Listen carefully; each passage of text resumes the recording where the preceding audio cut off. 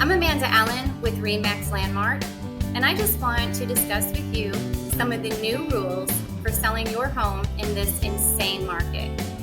By now, I'm sure that you have heard stories from sellers of just how quick their modest homes are being sold for and how most are getting way over asking price. I imagine that the same seller's market has you hoping that you also can cash in on your home. Look, the market is crazy great for sellers right now, but it's also adding new components, new rules, new contracts, and new risks that weren't there before. So be sure that you have an experienced realtor. Trust me, I totally get it, but I promise you this market is on a whole new level, so brace yourself. In the past, selling a home was a relatively mellow affair that required low to middle effort on the seller's part and at least a few weeks to a month to finalize the sale to closing table. But in today's market, your home might be overwhelmed with offers on the very first day. Although some homes are selling fast, this does not mean that you can just sit back and watch the offers roll in. If you're looking to fetch the highest price possible and the best terms, you need to understand what you're in for and how it's very different than the way things used to be. So here are a few of the new rules of selling your home today. Number 1, before you could look for a new home while selling your current home. But today, you better have a solid game plan for where you will end up living before you sell your current home. The biggest concern sellers are having today is where are they going to live after they sell their home? I can't have you homeless. So you might be a seller now, but at some point, you are going to become a buyer and you are going to be competing against everyone else in one of the most insane and toughest markets that we have ever seen. Number 2, before, sellers could price their home a bit higher and hope that offers would come in close to what they really wanted, projecting that the offers would come in slightly lower than the asking price. But today, it's a great idea to list your home at least market value or slightly below to reel in all buyers. While a real estate agent can help you determine how much your home is worth in the current market, it may be wise to resist the temptation to list high in order to drive up the sale price. Pricing your home above market value can cause it to sit on the market. And in today's fast market, if your home is on the market after 30 days, buyers are going to start wondering what is wrong with your house. Listing a little below market value can work to your advantage by starting a bidding war that drives the price up even higher than originally intended. Number 3, before, you could list your home with just professional photography, but today, buyers want to be dazzled with aerial videos, 3D tours, floor plans, twilight photos, and so much more.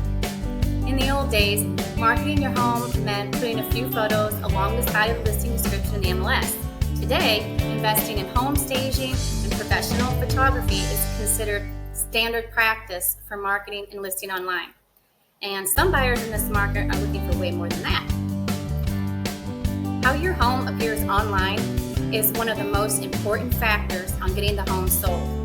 This goes beyond choosing an agent that invests in professional photography. It means investing in all the other types of media as well.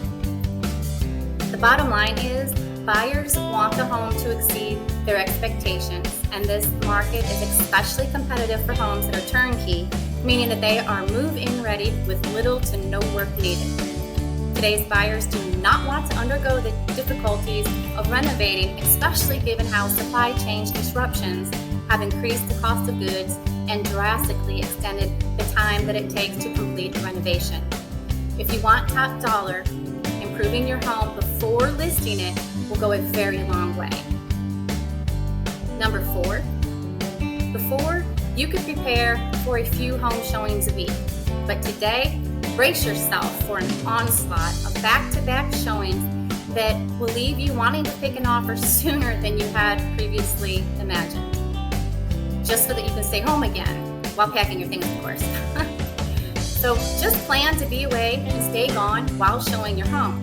Again, it's important to note that accommodating these showings can be very inconvenient for sellers and difficult for them to manage if you have children, if you work from home. This could be a terrible way to go. And yes, I have alternative ways to show your home so that this doesn't conflict with your family, homeschooling, or your careers. This is where an experienced listing agent will go a very long way for you. You need someone you can rely on who can guide you through this hurricane. Number 5, before, sellers would focus on the highest price offer. But today, beware of high purchase prices that can sound too good to be true. While the sales price is usually the first thing that sellers consider when looking at an offer, it should not be the only thing on your mind. There are many factors that go in getting a worthwhile offer, and price is just one of them. If an offer sounds too good to be true, it often is. The market is so hot right now that some buyers are actually offering $200,000 plus over the listing price so that their offer will be accepted by the seller. But if this buyer needs a mortgage, it's also important to ask yourself, will the home appraise for the offered amount? If the home won't appraise, you can find yourself reducing the sale price a few weeks to a few days before closing to the appraised value. This is called the appraisal gap, and it occurs when the home appraised value is much less than what was offered by the buyer. Typically, when this happens, it is used to renegotiate the sale price after a buyer has already been accepted. You need a realtor who knows how to navigate around the new rules of this fast market so that you aren't hitting brick walls because you accepted the wrong offer without looking at the details. All the facts are in the contract. Your realtor needs to know what addendums are necessary to question, as well as which ones are necessary to add so that you can get to closing as quickly and easily as possible at the original accepted offer price. The least amount of contingencies, the better.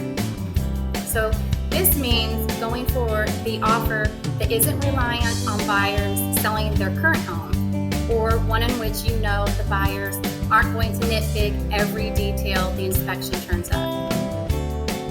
You want the sale of your home to move smoothly and swiftly, or else you can end up back at square one if the deal falls through and have to put your house back on the market. You don't want to start over. The bottom line, the market is crazy great for sellers right now. But again, it is also adding new components, new rules, new contracts, and new risks that didn't exist before. So be sure that you have an experienced realtor. These are just a few of the new rules that we live by in the real estate market, and I would love to discuss your unique situation with you and help to get you started in listing your home. In my video, I have my email and my cell phone, so contact me when it's convenient for you. And as always, I hope this was helpful to you, and thanks for watching. Bye.